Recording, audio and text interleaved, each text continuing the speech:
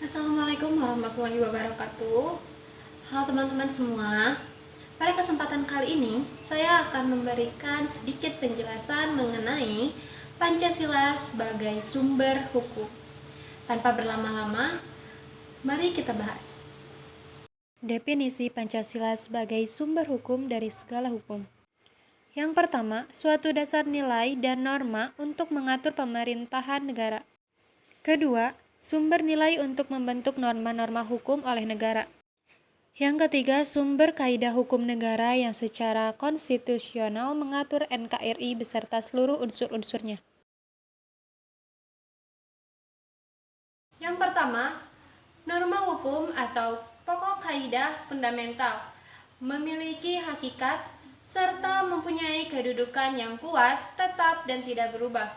Yang kedua, bersifat mengikat dan memaksa.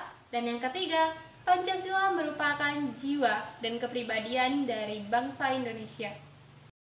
Pancasila sebagai sumber dari segala hukum di Indonesia sudah mendapatkan legitimasi secara yuridis melalui TAP MPR nomor 20 MPRS tahun 1966 tentang Memorandum DPR-GR mengenai sumber tertib hukum Republik Indonesia dan tata urutan peraturan perundangan Republik Indonesia.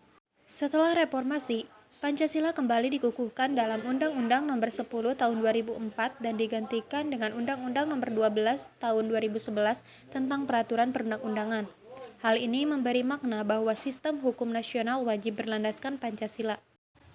Tata urutan peraturan perundang-undangan di Indonesia merujuk pada Pasal 7 Ayat 1 Undang-Undang Nomor 12 Tahun 2011, yaitu yang pertama, Undang-Undang Dasar 1945. Yang kedua, ketentuan MPR. Yang ketiga, undang-undang atau peraturan pemerintah pengganti undang-undang. Yang keempat, peraturan pemerintah. Yang kelima, peraturan presiden. Yang keenam, peraturan daerah provinsi, serta yang ketujuh, peraturan daerah kabupaten kota. Menurut Rizky Argama, Direktur Riset dan Inovasi di Pusat Studi Hukum dan Kajian Indonesia disingkat PSHK, dalam teori norma Hans Nawiansky yang dikenal dengan Die Stufenordnung der Rechtsnormen, terdapat jenis dan tingkatan suatu aturan, yakni yang pertama, norma fundamental atau negara abstrak sumber hukum, contohnya Pancasila. Yang kedua, aturan dasar atau aturan pokok negara, konstitusi atau undang-undang. Yang ketiga, undang-undang. Dan yang keempat yaitu aturan pelaksanaan peraturan pemerintah, peraturan daerah. Penerapan Pancasila sebagai sumber hukum dari segala sumber hukum sesuai dengan pembukaan Undang-Undang Dasar 1945 di alinea keempat, yaitu ketuhanan yang Maha Esa, kemanusiaan yang adil dan beradab, persatuan Indonesia, kerakyatan yang dipimpin oleh hikmat kebijaksanaan dalam permusyawaratan perwakilan, dan keadilan sosial bagi seluruh rakyat Indonesia. Akan tetapi, keberadaan Pancasila tersebut semakin tergerus dalam sistem hukum nasional.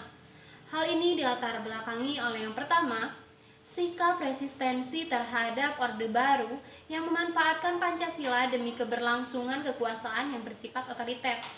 Yang kedua, menguatnya pluralisme hukum yang berakibat terjadinya kontradiksi-kontradiksi atau disharmonisasi hukum.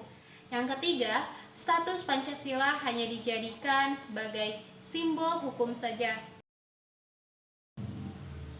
Yang pertama, menjadikan Pancasila sebagai suatu aliran hukum agar tidak terjadi lagi disharmonisasi hukum akibat diterapkannya pluralisme hukum.